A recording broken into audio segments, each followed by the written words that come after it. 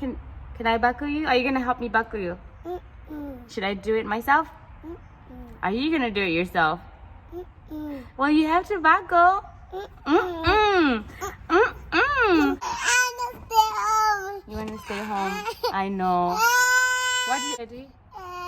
Or do you want a hug from mommy? You want a hug from Teddy? I'm gonna get Teddy, okay? Show me a big hug from Teddy. Is that better?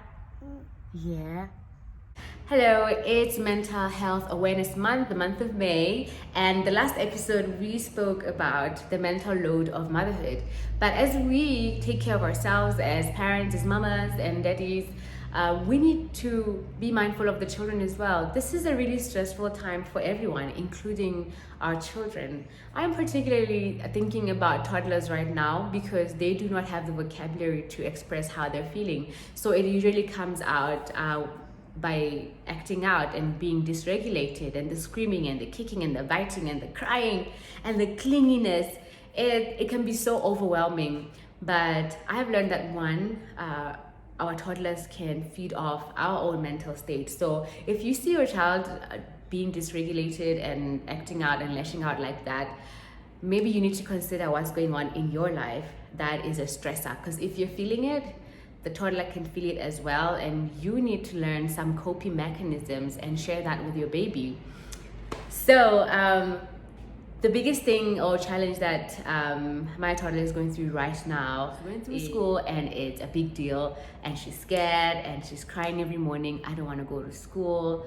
I think I wasn't really prepared for it emotionally, so I think I wasn't really helping her to feel calm and ready for this either. So I've learned a few things about helping a child to cope with anxiety, and I'm trying those. And that is just one, before she goes to school, just to have a lot of connection time, and that is a lot of hugs and a lot of reassurance, and just to be calm, to make sure that the prep time is very calming. I'm trying to be very patient, and I'm trying to be very calm and regulated myself as I help her through this transition. And I'm giving a lot of praises, a lot of high fives for things that she can do herself.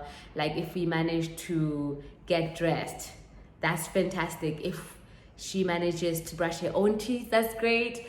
And she gets a lot of high fives and a lot of reinforcement of good behavior. And the biggest thing for me right now is that she can feed herself in the morning before we head off to school. So always a high five for that, and it's really exciting. But the meltdowns are there. One thing I've learned is that we're not trying to eliminate anxiety, we're trying to teach how to cope. So that sometimes is the singing, and sometimes it's the cuddling with Teddy, and giving options. Do you want mommy to help you with this, or can you do it yourself? Do you want to wear this jacket or this jacket? So always giving a lot of options to help the child feel a bit more of control and power, because this new transition can make them feel like they're helpless and powerless. So trying to give in those options, for empowerment. Also to give realistic expectations. Lying is a no-no. I don't lie to kids, guys, and I can't stand people who lie to kids. And mommy's gonna buy you a sweet when you do 1, 2, 3, and then you don't buy the sweet. I don't believe in bribing either. I don't bribe the kids with candy and stuff like that. But do give realistic expectations and realistic rewards as well. That for example, when I drop her off at school, she's really scared. I know one of the fears is I'm just dumping her in a place she's never been before. So the reassurance that I give her and a realistic expectation is, teacher is there. Teacher's gonna be there with you the whole time, and teacher will take care of you. And as soon as it's home time, mommy's gonna be waiting for you at the gate, and we're gonna go home together.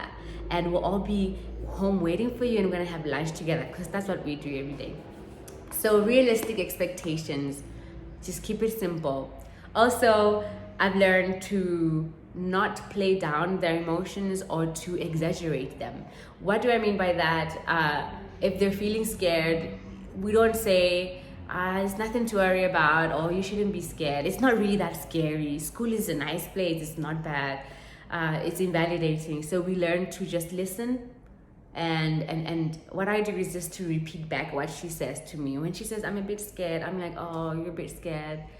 Or she says, I really want to go home. I'm like, I know you really want to go home, but it's time to go to school, you know? So I don't minimize her emotions or what she's going through, and neither do I exaggerate it by saying, oh, I know it's so scary, like, yo, it's right, no, don't overreact, and don't also come in with your dysregulation and be like, no, it's getting there and fighting and screaming with them does not help.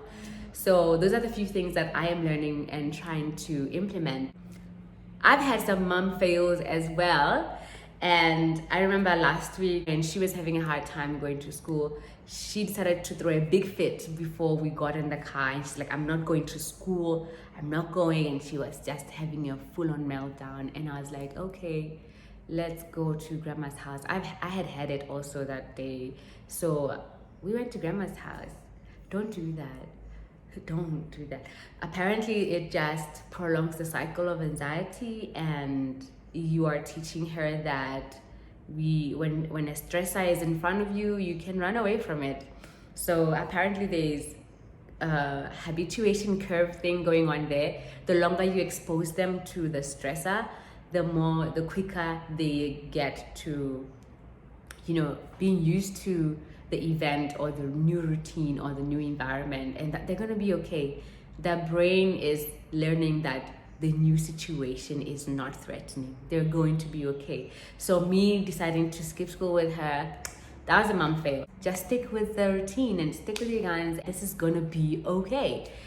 So the same thing goes with like bedtime, with meal times. The kid's job is to push the limits. How far can I push this and not have to do the thing? Your job is to be calm and to regulate and to help the child to cope.